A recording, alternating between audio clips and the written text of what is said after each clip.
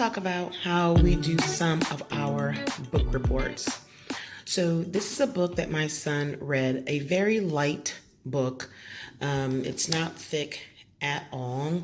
It took him about a week and a half to read, only because he took his time and also because we did the note method as we were reading.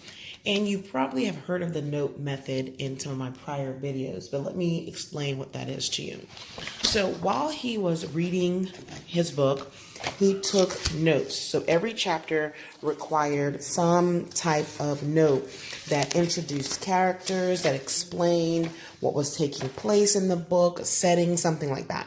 So he went ahead, took the notes, and he would stick it in front of the beginning of each chapter. So for chapter 1, this sticky note here was here. For chapter 2, he had a sticky note right here.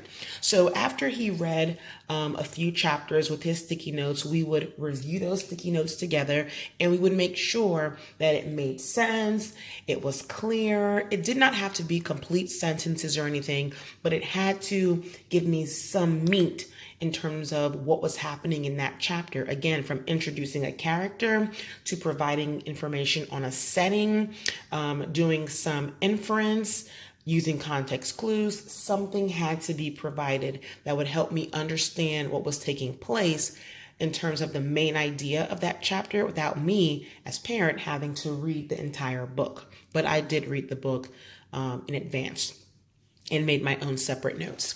So after he was done reading the book, we went ahead and we took all of the notes and I put it within this sheet here. So every chapter had its own sheet. So in the beginning, we would put the title. I typed up the title of the book. He had to identify what type of book it was, historical fiction. And we did this on the 30th of May, by the way. He wrote out what the plot was, and then he had chapter 1. So he would put his chapter 1 and 2. So he would put his sticky notes on to this sheet. And again, it said what section and chapter were these 2 sticky notes for. This should say pages 7 through 12, but my dash is missing. And it was for chapter 1 and 2. So he put his sticky notes there, and then we read the sticky notes, and then based on my notes, we had a discussion, and then he had to identify a missing part of the story. So if what I had in my notes were not within his notes, he would have to write down that piece of information. Let me go back. So while he was also reading, I like to have him read the back of the book or the end note, or sometimes in the beginning of each book, they would give you some information. So based on this quote, based on what was on the back cover, and based on what was on the end note, he would have to write an introduction. The introduction would have to talk about the plot if he were to figure out what the plot could potentially be, the setting, any background information. So that's what he wrote as an intro. And he also did that at the end of the book. He also did it in terms of a conclusion and ending. Okay. So again, we went through the same process. For the next chapter, which were pages 13 through 19, chapters 3 and 4, he wrote information on his sticky note. And if the information sufficed in terms of what I had, they matched, they were in sync. He didn't have to write additional notes. In this case, for chapter 5 through 7, pages 20 through 28. He went ahead and read his sticky notes to me. I read my notes, and we figured that this important piece of information was missing based on our discussion and what we had on our individual documents. And again, we just went through the same process. And I do this in terms of having a book report. Instead of having him write a complete book report, an essay form, we do a lot of our book reports this way. And then we reserve our essay writing for specific books that I want to focus in that may cross curriculum, or if we want to do essays on other topics. Okay, we don't do this for every single book that he reads, but we do make sure that he does this type of analysis with a few books every year. So that's how we did our book report based on the rubric that I had. He earned a 93. And the reason why he earned a 93 was because he was missing, one or two pieces of information that I thought was really important to hone in. One of those missing pieces of information was the fact that the hole in this example that Amanda and Hannah was hiding in was the hole for the escape route for the Underground Railroad. So that took out the bulk, about 5 to 6 points I actually took out for that, because he should have been able to read the story and come to that conclusion in terms of context clues and inference throughout the story.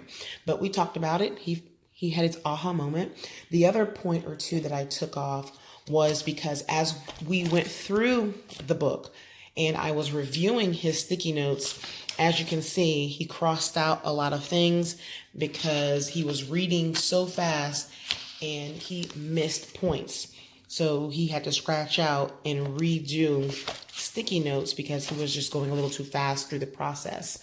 Now, as we read the sticky notes throughout his time that he was reading, if once I read it and I had him correct his sticky note, then I would put a check. And that told me I, read that sticky note. We quickly talked about it and he moved on to the next chapter. So let me go ahead and rewind and give you a brief synopsis of how we do this book report. Okay. In a quick summary. We get a book. As he reads the book, he writes on a sticky note what his thoughts are. What's the plot? What's the setting? What's the characters? What's the cool information that's going on? What are some aha moments? Even questions. What questions may you have? He sticks those sticky notes in the beginning of every chapter. So once he's done with the book, it's full of sticky notes. As he's reading, I will review those sticky notes. We will have a quick conversation just to make sure what's on the sticky notes makes sense. When we've had that quick chat, I go ahead, put a check on those sticky notes just to serve as a reference that he and I has had that discussion. And if he's, in chapter 20, I don't have to review chapter 1 through 19 because I know and I remember we've done it. I have a marker called my check mark.